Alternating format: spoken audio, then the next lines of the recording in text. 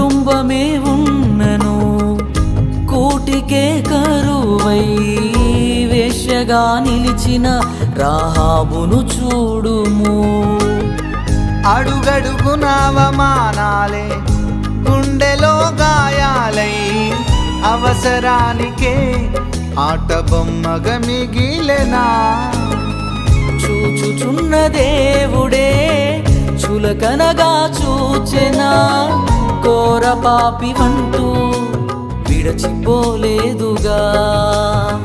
పరిశుద్ధుని వంశములో స్థానమునే ఇచ్చెనుగా. ఘోర పాపి అయినా తన ప్రేమతో కడిగెనుగా. నమ్ముట నీ వలనైతే సమస్తము సాధ్యమేగా. చితికిన నీ స్థితిలో చిరునవ్వుతో నింపునుగా.